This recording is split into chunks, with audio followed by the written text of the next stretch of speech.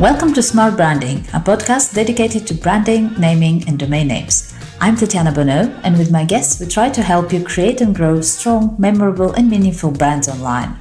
I believe time is one of our most precious assets, and so I want to thank you in advance if you decide to spend the next 30 minutes with us. I promise to do my best to make those worth it. Let's go. So today my guest is Monica. She's an e-commerce brand mentor and consultant with 17 plus years of experience building purpose-driven brands. She has worked with Fortune 500 companies and coached premium partners for Google.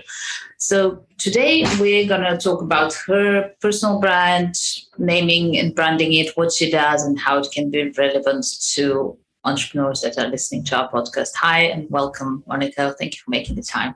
Hi, Tatiana. Thanks for having me. I really looking forward to this chat. Wonderful. So tell me a little bit about yourself. Let's start with a bit of a background. So I'm from Amsterdam, the Netherlands, and I have worked for, 17, actually over 18 years now this February, in building brands, from having started, my master's in business, worked in the corporate world, starting with brand management, launching new brands, managing heritage brands, to strategy consulting, and then global marketing consulting, and then going out on my own, having my own online store for a little while, but really realizing that my heart is really building brands. So therefore continuing to work both with small business owners as product-based e-commerce and retail business owners, and as well as scale-ups who are more in the tech, SaaS, and digital space as well. And let's touch a bit on your own brand. There is the saying with the shoemaker's kids go barefoot, that sort of a thing. And I've unfortunately seen that a lot with, just in my personal experience, with people who do something and then you look at like their own presentation and like, how did that happen? So with your, luckily that's, well, not luckily, it's your work. It's not the case, but tell me about like, how did you and why did you choose the name that you have for your business? How did the process work out for yourself? Oh, wow. That was, I have to think back, but Business with Monica, I don't know. It's just a name that really popped up. And I think for me, the work I do is very personal. It is, I work a lot both with small business owners and scale-ups, where it's very different than when you're dealing with corporates. And I'm really the face of my brand. All the work, I'm a solo entrepreneur. I do everything myself. So it was really about keeping things personal. And it's really about, being in business with me. So that's kind of where my name came from. As well as I was, it also gives me an opportunity, depending on how at some point, if I wish to expand it further from the work I do now, there is a potential to do that without having to rethink and redo the whole name. So I remember that when that happened, and I also just remember mentioning it to a few people in my network in the business world that I had met, and everybody was like, yes, this sounds exactly like you. So it fit in many different respects. So I think that's how I came with the name, and it was easy in terms of a domain. I didn't have to worry about somebody having grabbed that domain. It was an easy one to get, both from domain perspective, socials. I remember checking all of that. And I realized, oh, wait, it's available everywhere. So it just kind of fit in that way. Wonderful. Yeah, that was pretty lucky, as you say, that everything was available as well. It's very rare nowadays that happen, especially with like good, short, memorable brand names. It's something. So what are your thoughts generally on, we're going to talk a bit more about, because you don't just do with like naming domains, that's just part of the whole branding process. Yeah. But in your experience, where does that sit? So naming the business, getting the matching domain name, where does that fit in that mix?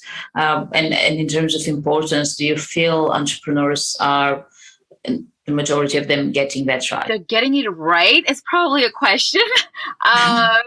But how it fits, I think it's super important, like anything in branding. I think one is to understand that branding is so much more than just the name or the design. It's really a feeling you're creating with your audience, and being able to consistently relay that feeling and message across every touch point that you interact. If you understand that, then you understand the importance of all of these aspects. The design, the messaging, and the name, because that's how people interact with you in all of these aspects. So it is so important to create that consistency and that feeling. Now, if you have a name that's completely off and it's not in line with that feeling that you're trying to create with your brand and that affinity you're trying to create and connection with your brand, with your customers, then that can cause a bit of an issue. And I think an example that I can give was my own, where I made a mistake as well, is when I started my online store, I noticed that I initially I started selling home accessories from India, from contemporary designers. And I wanted to use a bit of an Indian name as well. And I was using the word like chutney, because it was really about spicing up your interior a little bit and adding that flavor. That was the idea behind it. But what I noticed is that people were, as soon as they saw the name, because I'm still a new brand, right? It's not like a mango that exists for many years. People would first think maybe that I was a food brand. So going forward, I also changed it to House of Chutney, which started giving it a little more, putting it more in line with that. But that's just a great example of showing even a mistake that I, as a person with a brand background, I made just because of I was being stuck in my own mind. So yes, your brand name, your domain name, all of that really does play a role just as much as your messaging and the design in creating that consistent connection with your customer. I think the key word there is consistency. You said it a few times just now, and that's and that is something that my own experience as well has proved to be the case. And even with as consumers ourselves, you can see there's so much information everywhere now, so many choices, so many, just like everything. Like, you really want things to be simple. You really want to, if something is called that, you want to know, you find it there, and it's always like that. And there's any extra friction is just, we're so impatient nowadays as consumers. We're so impatient. I mean, God, somebody was just really, I think on LinkedIn, I had a conversation with somebody who was posted about how even if your site just takes a few seconds longer to upload, it's people will just click away. And I was like, where did we become so impatient that 3 seconds has become too long? So it's the same with your name. If somebody just has another feeling with it, and there's so much research. There's a professor I always followed, with Jared Zaltman of Harvard Business, and he said 95% of purchases are subconscious, especially when we're in a higher price category, when we are in a category of things that are less needs and more wants and desires. People buy because of how it makes them feel. So everything you do has to be about creating that customers, creating that connection with them. We're making them feel and really understand the value you add in their life, products or services that you're creating. And that's where all the things you do around it, again, messaging, design, ads, content, even your customer service and experience. And that's also where your domain name and your business name plays a huge role, has to be consistently giving that feeling to your customers, making them feel like, yes, this is the value that I'm looking for in my life. They may not voice it, they may not say it like that, but that's the thought process that goes in as subconscious. And it's actually a very good example you just said with your own brand. When I feel that is something that I see a lot when I talk to entrepreneurs about their choices of brand name and domain name that goes with it. I hear that a lot, where people say, yeah, but I like it. Like, yeah, but I think that, yeah, but I feel comfortable with, and it's like, wonderful, but you're not your client. You're not. That's the biggest mistake I've seen people make, is saying that I am my ideal client. And that's the one biggest thing that I've been trying to change. Yes, you can start a business from an idea you have or problems you saw around you. Absolutely. But you cannot build a business on just one person, and that also yourself. And nobody's going to be exactly like you. It is so important to get to know who your customers are, what's going on in their life, and why should they buy from you. And that should be the whole basis of whatever you name or do in your business, together with, yes, understanding your own why and purpose of your business. There has to be a match between the two. It's not like one or the other, I feel. There has to be a match between your own purpose and what you like, but also what your customers really, really want and how they experience it. And it's also an ongoing thing. Like, people recently wrote something about it. I wrote something about it. Anyway, I don't know if it's published yet, but it was on that. Oh yeah, I know, it was for 14th of February, Valentine's Day. And it was something in the lines of like, would you date your brand?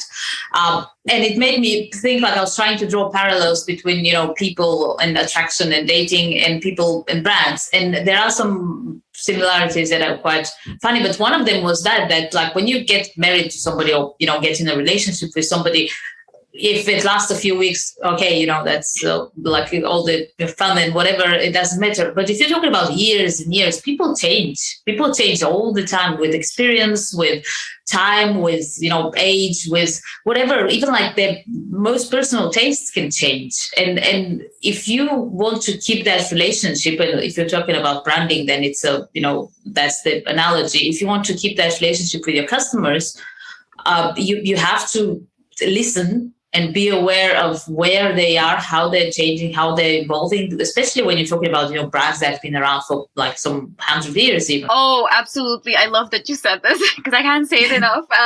So it is, knowing your customer has to be a consistent thing in your business. It has to be a consistent process, just like everything else you do. If you're consistently running ads, you have to consistently know who your customer is.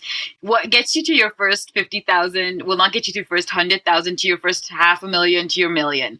Your business evolves, the market evolves, right? Technology evolves. We evolve as people. Our customers evolve as people, right? The needs our customer had. I mean, we came out of how people wanted before the pandemic, what they wanted during the pandemic, and what they want after the pandemic has changed so much. So it's the businesses that are on top of their customers and really get to know them that come out the strongest after most difficult times. So it's absolutely should be a consistent process in your business, and it's not a one-time thing at all. Yeah, because definitely a lot of people go, okay, like I'm launching a business, I did my thing, here's my ideal customer, there we go. And like even nowadays, I think honestly, even in months that can change, not even talking about that years. And you may start, with a vision, a hypothesis of this is my ideal customer. But once people start buying, who are the ones who are actually buying and coming back for more? And I've seen when I work with my clients, getting to know your customer, doing deep dive customer interviews is non-negotiable. So they have to do that process with me, no matter how long you've been in business. And we've always seen surprises coming out. They're like, wow, my customer it's a little different than I thought. There's some things, yes, I understand, but a few things that are a little different. They're not exactly like me. I'm like, yes, I know. So there's always something to learn and always new things to learn about your customer, no matter what stage of business you're at. I think there was one of the podcasts I had a guest who shared that where they were doing the marketing for energy bars. So usually you associate that, and the business owner would have, was thinking that that's people that go to gym, that's, athletes and whatever. And when they were interviewing and talking to and learning more about the customers, it turns out there was a huge part of like busy moms. Like you wouldn't have thought of that. But, it's a small thing that is good for you and you don't have to cook it and you're like on the run all the time. And that's a huge market that you weren't even aware that is interested in your product.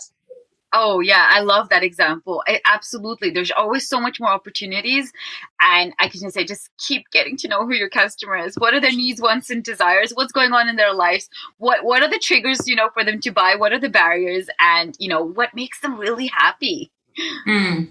Definitely. So you mentioned you start your work with your clients with interview. Tell me a bit more about how does the process go? So when I work with my clients, I work one on 3 phases: is position, plan, and play. Now under position, it's really about positioning your brand in the minds of your customer, right? Compared to the alternatives in the market, and in a way that you want to be top of mind and hopefully others become irrelevant. So part of that is really diving into really knowing what your why and purpose is behind your business. Why have you really started what you're doing? It's not just freedom. There's usually an idea behind the whole products and services you're offering, but then also really getting to know the why of your customer. Who are they? Why do they buy? So I have a couple step process for that. One, we have to do deep dive customer interviews with your audience. So it can be both, followers who are following you but haven't bought, people who have bought from you maybe once or twice, and people who are your regular customers, just to see the differences in what they do. I have a framework called Desires Over Demographics, where the 4 Ds that we use to really see the type of questions to ask your customer, which is, we cover the demographics, who they really are, but also then the second D is the desires, what's going on in their life, who are they? What's going on in their life? What are the struggles or what makes them happy? And then it's about what are they doing? So how do they behave within your category? How do they find you or other competitors? What are the triggers to buy? What are the barriers to buy? How do they feel about it? And then the final one is delight. What really makes them happy about the whole experience, from the finding you to shopping with you to actually receiving your products, and compared to others that they're buying from. So those are the 4Ds. And then I use a technique called customer story probing, which is inviting your customers to tell you stories. So those are the kind of questions to ask, but we ask it by asking your customers to tell you stories so that we can dive deeper into not what just they're saying or even thinking, but what they're really feeling as well, to be able to get into emotions, because stories is what makes things memorable, right? And they're unique to every person. And so often we are so stuck to asking the rational questions, and we know people buy because of how it makes them feel. Well, you want to move away from the logical questions, because people will go back to rationalizing why they bought something. Whereas when you ask them stories, they will just relay what's most important to them, as well as the feelings that are associated behind it. So this is like the beginning, your why, as well as your really getting to know your customers. And then we dive into your brand, really what you stand for in terms of the value you offer, what makes you different, aligning your products or services to that. And after that, it's really looking into, the planning and play, where you look into your numbers, make a growth strategy to guide your customer along the journey, and then consistently implement and have some fun in your business. Wonderful. And how long does that process typically take? So so if you do just the position and planning, that's a 12-week process that I've done, so that to really give people time, especially those interviews, and we can really dive into the deeper meaning of everything that's being said and pull out the insights. And then after that, if people want to work with me longer, then it's a 12-month process, where after the 3 months we continue for 9 months, where it's really about implementation and ongoing support and accountability. And in terms of people or type of businesses that can benefit from your services, is there some kind of something that's like, say, a size of the business, when it was established, where it's located? I think location is irrelevant. I work through Zoom, so it's all online. I've worked with people from the US to Australia and everything in between. And they're creative and conscious business owners. I always say conscious is something that's really important for me as well. They care, they have a strong purpose. They're really trying to create an impact with what they're doing, with the products that they're selling, more than just that product. It's really an experience and a lifestyle and a movement that they're creating. It's and the people and the planet. So ethical sustainability are principles of business. You may not have it all right at this moment, but it is something that is considered important and is a principle of, at the same time, it's somebody who's ready for, they want this bigger vision. They want more clarity and focus in their business. They are oftentimes, it's people for smaller business owners. I work with people who are roughly, 6 figures or plus, just about 100,000 or just under or just over. And then I also work with scale ups who are much further down and have teams. And then obviously the process I work with is a little more tailored to that scenario. But it's people who are really trying to, create that impact, and they want to grow to that next level in business, and nail down what it is that's stopping them and makes them feel stuck at that level. And at the end, I've worked with people of all different businesses of many different sizes. Product-based, e-commerce, retail tend to be the much smaller business owners. And then when I work with scale-ups, it's also these, but also tech, SaaS, and digital agencies that reach out to me. But I think a bit of consciousness is like a common theme that is around all. And amongst your clients, we did touch on one of the biggest mistakes that I think I see the same in my field of work, and that's probably one that is like across industries, which is people thinking they are their ideal clients. Yeah. That's one. Can you think of some more that you see often that you would say like people make oftentimes in your field of work? Oh God, there are probably quite a few. So one is really getting to know your customer. I think that's one of the biggest things again and again I see, and that the one that I also feel not only creates the biggest shifts in business, but the biggest mindset shifts, both for a founder as well as if you have a team. So really knowing your customer, but then being able to, once you define that brand, giving things time and consistently implement. I think we forget that building a profitable time. I mean, I think it takes at least 3 years to break even. In some industries, even longer, right? Depending on the competition that you're facing. And to understand that when you're implementing new things, you need to give things time. And when you're building something meaningful and you want to build a sustainable business that is going to be, profitable for the long term, it is really about giving things time and consistently implementing that. Yes, testing and tweaking as you go along. But so often I see people wanting to change things up really quickly. You've done things for a few weeks and you're seeing it's not working. And you think maybe that's the results you want, thinking it's not working. Whereas maybe you just need more time, or you need to just tweak a few things. So really, giving things time and understanding when you're building something meaningful and for the long term, then you have to give things time. That is absolutely agree with that. Yeah, and I have I did some programming like ages ago, and I don't do it anymore. And it's advanced and changed gazillion times since I stopped. But I feel, and I keep saying that. I say that to my kids who were talking recently with my sister. She was, and she's 36, and she was like, I'm going to take some programming classes, not even for work or anything, just, and I was saying, well, that's a great thing, just for the mindset. And that's one thing that it really teaches you, that discipline of when you're coding and you're like, oh, I'm going to change this and that and do a gazillion things. And then you're like, oh, it's not working. And I'm like, oh my God, where do I start to figure out why is it not working? Because I just changed 15 things. And it's exactly the same logic. And I'm like, a lot of people, I guess, just generally, if you are into entrepreneurship, you're somebody who gets excited easily about things. So a lot of people do that, where they would do exactly what you said, where it's like, let's just, it's not working, change it all. And it's like, no, you change one thing at a time, you give it time to see if it's working. Then you're like, okay, so that doesn't work, you change another thing. Like if you change 10 things, whether it works or doesn't work, you're not going to know which one of them was it. That was the reason. And that's the challenge with some of the work I do. And maybe that you've recognized that as well with the brand growth work I do. It means you kind of need to slow down. It's not like the work I do is not that you come and work with me and you will see an ROI of 10 times in 30 days. No, brand work, it takes time to do it and then implement it, right? But people still really want to see sometimes that ROI within the next 30 days or, I want to 10 times that ROI really quickly. But so this feeling of willing to be able to slow down, to be able to then speed up, right? To create that focus and clarity, which then gives a lot of confidence in both your business, the messaging and everything you put out there, and the connection that you can really create a true connection with your audience and build a community of real people around the brand. But it requires sometimes a little bit of slowing down before you can really pick up that pace again.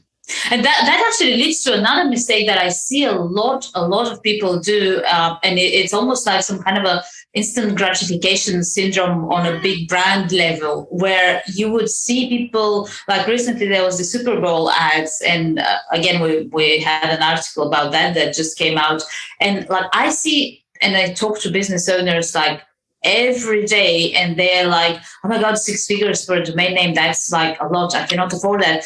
And like, yeah, but have you counted how much you're losing by not having that name? One. And then literally nobody is sitting there going, are those people crazy paying 6 million for 30-second ads? I was like, hello, but that's the thing, is like, I paid 6 million and I don't know how many people like saw that and whatever. And that's actually not the worst one, because, that's kind of clearly there's a huge audience, and, it's questionable whether and how much, because it's usually huge brands. So it's, questionable how much that makes a change for them, let's say.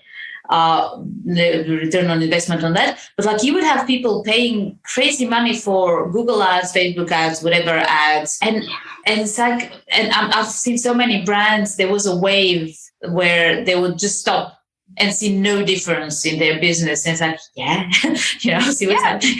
Because people have been taught to just keep running ads and putting out content and then tweaking those things to then see if it's bringing in the right traffic, if it's bringing people back. But those are not going to work if you don't know who your customers, you don't know what your brand stands for, and therefore your messaging is completely off. If you're trying to speak to everyone, you're not going to speak to anyone. Maybe you're having the wrong messaging for the wrong audience. Your ads, content, anything you put out there is really dependent on the messaging. And you're seeing that conversation finally happening now. Just what you're saying. And I'm finally seeing a lot of ad experts, because of all the algorithm changes that have happened, you're seeing a lot of ad experts finally saying that, and even Shopify, I think, said that rising acquisition costs are causing people to finally take a step back and say, who am I speaking to? What's the messaging I need to be conveying? And how does that come out also creatively, right? So it's really about not wanting to, it's making the most of the ad spends and content you're putting out by knowing who you're speaking to and getting that messaging right. Or as close as you can. Exactly. Yeah. Whereas for a long time, sadly, it has been just like almost like even I think marketing departments got a bad name for that as well, because it's like you're just like running around like some hamster in a wheel to show some numbers. Like, look at how many times that was shared. Look at those, whatever. It's like, so what? Yeah. And that actually, because what you said, in marketing, like I think it was the American Marketing Association, the official definition of marketing is really about providing value to everybody in the supply chain, including your audience. And so far, what we've done is we've just gone out and put out ads and spent on that to bring people without really looking what's the value we were bringing to this audience and how are we doing that. And just remembering that the more you nail down that messaging, who you're speaking to, what your brand stands for, what it is that you really bring to them in their life, the more you'll have better ROI on your ads, content, emails that you're putting out there, any kind of creative work that you're doing. Definitely. Yeah, totally agree with that. Cool. Let's, last question.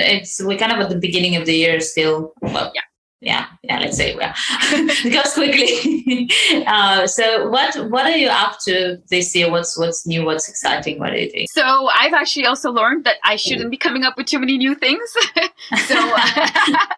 So I'm actually continuing to work. I've just set a goal, I'm trying to work with 50 different entrepreneurs this year, and really helping them create that bigger vision and focus clarity for their brand, because the more clarity, the more confidence and courage they have, the better they'll be able to communicate and connect with their audience and build that community of people around their brand, of real people that really trust them. So really, I have my 12-week and my 12-month mentorship, and that's what I'm absolutely focusing on for those creative and conscious business owners, consistently relaying the same message out there. The only change I made, I think one of the biggest changes, is that I used to do it in a slightly shorter time frame. And I realized that both for me and my audience and everything that's happened in the world, everybody needs a little more time and space to be able to do things and think through things. And that's why I expanded it to 12 weeks or a 12-month mentorships to work with me. So that is my main focus, really, to really create that difference. And I'm really hoping that the more people work on this brand and growth work, they also realize that the belief it creates for them, the more you do this work, the more you're able to believe yourself in terms of your own decision making as a leader in your business. Instead of just following other roadmaps of what other people are telling you to do, because you're really diving into the essence of your business and then making a plan and growth strategy and plan of action based off that. Yeah, I can see how that makes sense. Like it's actually basically if you know your identity, your vision, your mission very well, it makes all the questions a lot easier to answer as they come. Exactly. Yes. Yeah. Great. And where can people reach you? Really, last question. So you can find me obviously on my website, businesswithmonica.com. I'm very active on both Instagram under Business with Monica, and you can find me on LinkedIn under my full name, Monica Sharma-Patnekar. Those are the places I'm most active. And I have a handy download for you if you really want to start getting to nail down who your customer is. You can download my Desires Over Demographics framework, which is really those 4 Ds, the types of questions that you need to ask your customer with a handy checklist so that you can get started no matter what size of business you're at. It's a really great way to get started, and you can come on my email list where I'm always sharing actionable insights and inspiration. Wonderful. For our listeners, we'll include those in the post that goes with the podcast. Well, that's been an absolute pleasure. Thank you, Monica. Thanks. That's been fun. Thank you for having me. Thank you for joining us in this episode of Smart Branding Podcast. Feel free to visit smartbranding.com for more information and reach out if you have any suggestions, questions, ideas, or just want to learn more about how a good domain name strategy can help you build a strong and successful brand. See you next time.